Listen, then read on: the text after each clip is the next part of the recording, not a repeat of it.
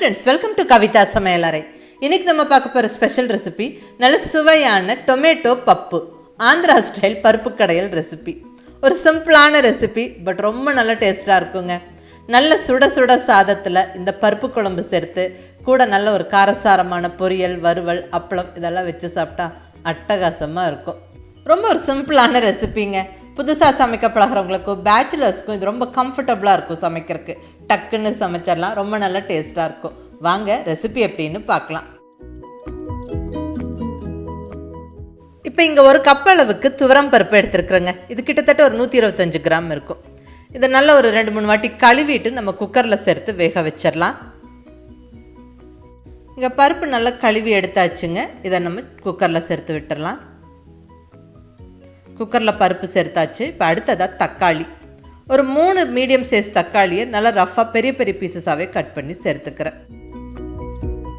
அடுத்ததாக 4 பல் பூண்டு, கூடவே 6-7 சின்ன வெங்காயம், ஒரு பச்சை மிளகாய், காரமான பச்சை மிளகாய் 1, இது போக மிளகாய் பொடி சேர்க்க போகிறோம், தாளிப்பில் மிளகாய் சேர்க்க போகிறோம். ஸோ நான் இந்த அளவுக்கு மிளகாய் சேர்த்துக்கிறேன். 1/4 டீஸ்பூன் மஞ்சள் பொடி போட்டாச்சு.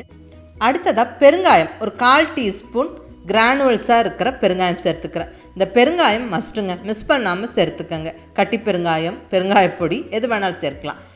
கூடவே ஒரு ஃபுல் டீஸ்பூன் காரமான மிளகாய் பொடி. அடுத்தது பருப்பு வேக வைக்கிறதுக்கு தண்ணி. இந்த கப்பில் நம்ம பருப்பு அளந்திருந்தோம், அதே கப்பில் 1 கப்பு பருப்புக்கு 3 கப்பு தண்ணி சேர்த்துக்கலாம். பர்ஃபெக்டாக பருப்பு வெந்துருங்க. நம்ம இந்த மாதிரி குக்கரில் பருப்பு சேர்த்துக்கிட்டு அளவான தண்ணி விட்டு வேக வச்சோம்னா நம்மளுக்கு விசில் வரும்போது தண்ணி வெளியே வராது. இந்த குக்கரோட லிங்க் நிறையா பேர் கேட்டிருந்தீங்க. இது அல்ட்ரா 3 லிட்டர் குக்கர். யூஸ் பண்ணுறதுக்கு நல்லா இருக்குங்க. ஒரு கம்ஃபர்டபுளாக ஒரு அளவான குக்கர் யூஸ் பண்ணுறதுக்கு ரொம்ப நல்லாயிருக்கு. இந்த குக்கர் வாங்க விருப்பப்படுறவங்களுக்கு கீழே டிஸ்கிரிப்ஷனில் லிங்க்கு கொடுத்துருக்குறேன். ஒவ்வொரு வீடியோலையும் அங்கே யூஸ் பண்ணுற பாத்திரத்தோட லிங்க்கை நான் கொடுத்துக்கிட்டே தான் இருக்கிறேன். நீங்கள் வேணுங்கிறவங்க பார்த்துக்கோங்க. இப்போ குக்கரை டைட்டாக மூடி வெயிட் வச்சாச்சு. ஒரு 3 விசிலுக்கு நம்ம குக் பண்ணி எடுத்துடலாம். பர்ஃபெக்டாக பருப்பு வெந்துடும். இப்போ விசில் ஸ்டீம் ப்ரெஷர்லாம் தீர்ந்ததுக்கப்புறம் குக்கர் ஓப்பன் பண்ணுறேன். பாருங்கள், பர்ஃபெக்டாக பருப்பு தக்காளி எல்லாம் வெந்திருக்கு. இப்போ இதை கடைஞ்சி விட்டுறலாம். ஒரு உட்டன் மத்து வச்சும் கடைஞ்சிக்கலாம், இந்த மாதிரி பொட்டேட்டோ மேஷர் வச்சும் நம்ம கடைஞ்சிக்கலாம். ஆல்ரெடி குக்கரில் நல்லா வெந்துருச்சுங்க. இப்படி லைட்டாக நம்ம அழுத்தி விட்டாவே போதும், பருப்பெல்லாம் நல்லா கடைஞ்சிரும். ரொம்ப பேஸ்ட் மாதிரி ஆக்கக்கூடாது, லைட்டாக பருப்பாக இருக்கட்டும். அப்போ தான் இந்த குழம்பு ரொம்ப நல்லாயிருக்கும். பாருங்கள், நல்லா கடைஞ்சாச்சு. ஸோ பருப்பு ரெடி. அடுத்தது புளிக்கரைசல் தேவை. ஒரு நெல்லிக்காய் சைஸ் புளியை ஊற வச்சு நல்ல புளிக்கரைசல் ரெடி பண்ணி வச்சாச்சுங்க. ஸோ இந்த அளவுக்கு புளிக்கரைசல் இருந்தால் போதும். இப்போ நம்ம பருப்பு தாளிச்சிடலாம். இங்கே ஸ்டவ்வில் கடாய் வச்சாச்சு. இதில் ஒரு 2 டேபிள் ஸ்பூன் ஆயில் சேர்த்துக்கிறேன். இந்த ஆயில் கொஞ்சம் சூடானதுக்கப்புறம் 1 டீஸ்பூன் கடுகு, 1 டீஸ்பூன் உளுந்தம்பருப்பு, 1/2 டீஸ்பூன் சீரகம் மிஸ் பண்ணாமல் சேர்த்துக்கங்க. அந்த ஃப்ளேவர் ரொம்ப நல்லாயிருக்கும் இந்த பருப்பில். கூடவே ஒரு 5-6 பல் பூண்டு நல்லா சின்ன சின்னதாக கட் பண்ணி சேர்த்துக்கங்க. இடிச்சும் சேர்க்கலாம். இந்த சீரகம் பூண்டு மஸ்ட்டுங்க, அப்போ தான் டேஸ்ட்டு பர்ஃபெக்டாக இருக்கும். கூடவே ஒரு 2 கொத்து ஃப்ரெஷ்ஷான கருவேப்பிலை.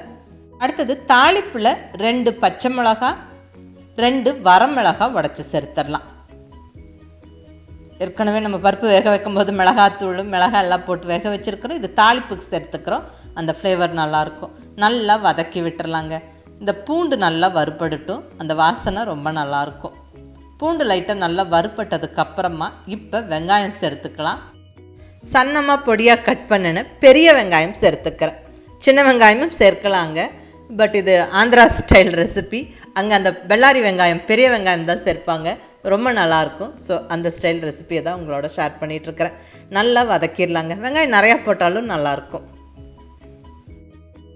வெங்காயம் நல்லா கலர் மாறுற வரைக்கும் வதக்கிக்கணுங்க. ஸோ பொறுமையாக வதக்கி விடுங்க. பாருங்கள், வெங்காயம் நல்லா வதங்கிருச்சு, கலர் மாறிடுச்சு. இப்போ நம்ம வேக வச்சு ரெடியாக வச்சுருக்கிற பருப்பை சேர்த்துடலாம். அதாவது தக்காளி எல்லாம் சேர்த்து வேக வச்சுருந்தோம், அந்த பருப்பை சேர்த்தாச்சு.